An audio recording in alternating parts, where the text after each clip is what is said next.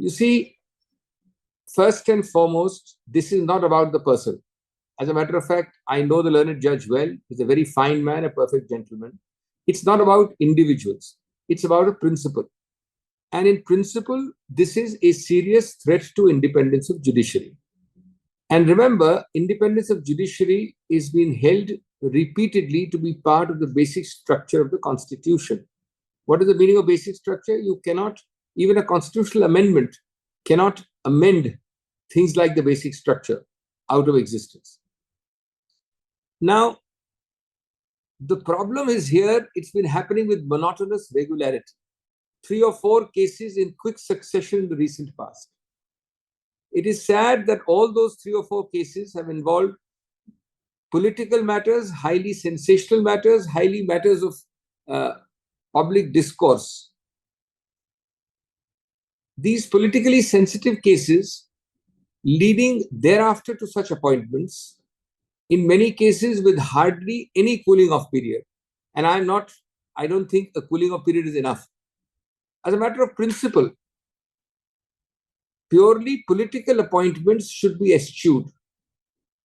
A gubernatorial appointment is the thick of politics today, and we have seen it across the states. A judicial appointment to a tribunal stands on a slightly different footing. So I think these matters, and it's whataboutery to say it happened in the past also. There were some cases in the past. I don't think that the quick succession, the speed and the numbers in the recent past have been matched in the earlier past. But it's whataboutery to say, look, you did some wrongs, so we will do many more wrongs. And therefore, for all these 7, 8 reasons, I think it is most appropriate that this diminution of stature of the institution, which is ultimately the issue, should be stopped. And a matter of convention, principle, and if necessary, legislation to encapsulate Gayatri's line that post-retirement appointments should not be allowed to affect pre-appointment decisions. And I think that is really something we have to agree on and not indulge in political whataboutery. We're speaking to Justice Govind Mathur, former Chief Justice of the Allahabad High Court. So we're seeing a lot of controversy over the appointment of Justice SA Nazeer as the governor of Andhra Pradesh. The opposition parties have raised certain concerns. The government has hit back. But as a former judge, do you believe that there should be some sort of a cooling off period before any appointments are made post-retirement? Yes, I certainly feel that there must be some cooling period. You must be aware that Justice Rajendra Mal Lodha, Justice RM Lodha, when he demoted the office of Chief Justice of India, he in quite unambiguous terms declared that I am not going to hold any office at least for a period of 2 years. And I think that was very right. Because the main thing is the independence of judiciary and a message before the public at large. You see, judge is working without any fear, without any favor.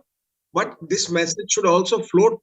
It should remain there. Nobody should think that, yes, because of some specific judgment, judge has been rewarded. And for that purpose, it is good to have a cooling period. Okay. In this situation, so would you be willing to comment on this particular situation? What the opposition is saying that Justice Nazeer is being rewarded in a manner.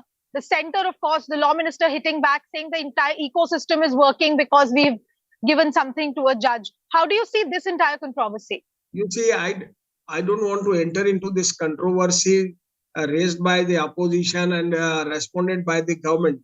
But in general, as a principle, I feel that judges should have some self-restraint, and at least immediately after retirement, they must not accept any assignment. You see, in our as far as CAG is concerned, there is a specific bar. There is a specific bar for even for the chief, the chairman of the Union Public Service Commission and State Public Service Commission. But so far as judges are concerned, no such bar is there. In 1949, Dr. B.R. Ambedkar, he mentioned that such bar is not required for judges as they are not coming in conflict with government, and litigation with government at that time was between individuals and not against government. But now after 72 years, position has entirely been changed. Now the government is the biggest and the largest litigant. Every citizen is in conflict with government. And you see, to avoid any kind of controversy, it is always better to have a restrainment. May it be the Fatma Bibi, she was the first person to be appointed as governor, Justice Shatash. But in any case, there must be some provision in constitution also. Some amendment should be brought by the legislature in the constitution for having a reasonable cooling period. Sir, just one last question, if we may ask. Do you believe that there should be a legislation or, as you said, a constitutional principle, or should this be a restraint exercise by the judges out of their own belief system? Or should there be a rule, or should this just be a practice and procedure?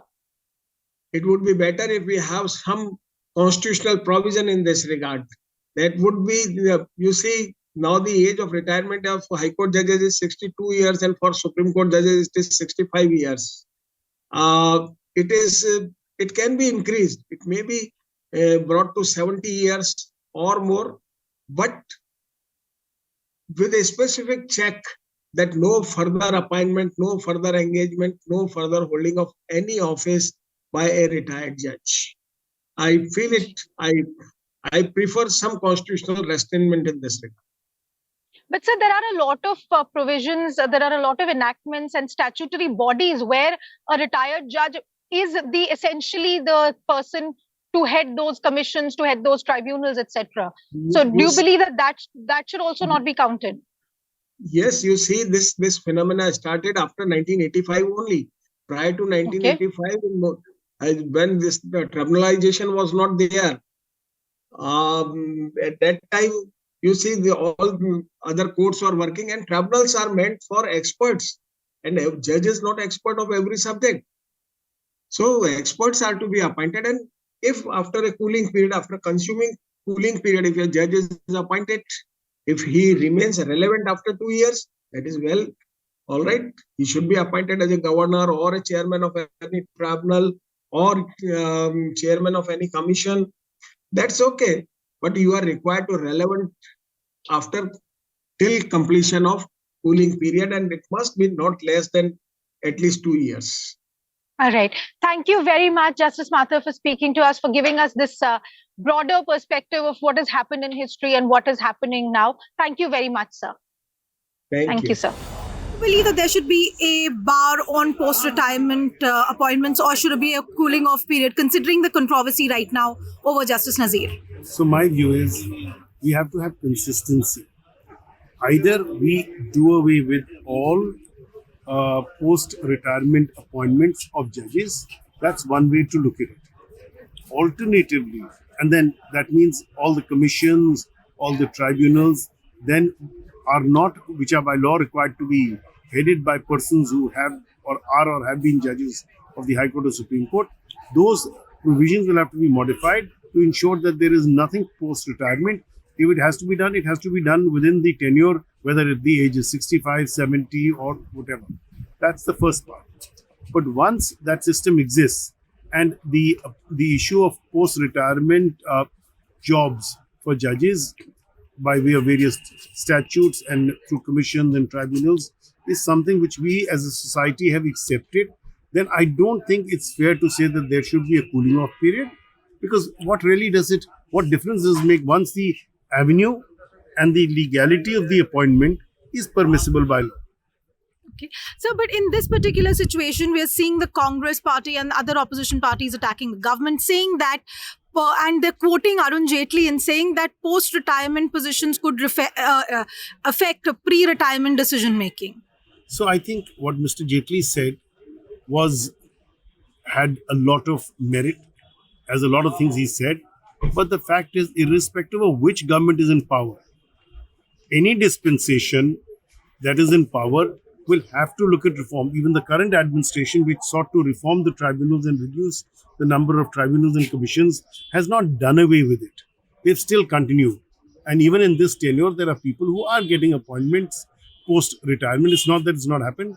For example, Chief Justice Bobde has declined to accept any appointment, That's a matter of personal choice. So one is the legality of the opportunity or the jobs. I don't think there's a question on the legality. On the cooling off period, I don't think there is any such norm which is rational or legitimate. The third issue is it is a matter of choice of the individual concerned. Do you want to accept it or don't you want to accept it? And that's a matter of personal choice. So these are the three elements we have to judge it. And it's unfortunate that every dispensation that comes blames another dispensation. Nobody wants to look at the issue, that is, should there or should there not be post-retirement jobs for judges or bureaucrats, because we have to see this across the board. It's not, today we're talking about judges. What about bureaucrats who get appointed to commissions? What about bureaucrats who get post-retirement benefits in terms of commissions or tribunals? Why do we not have consistency, increase the age of retirement and do away with this once and for all? Thank you so much.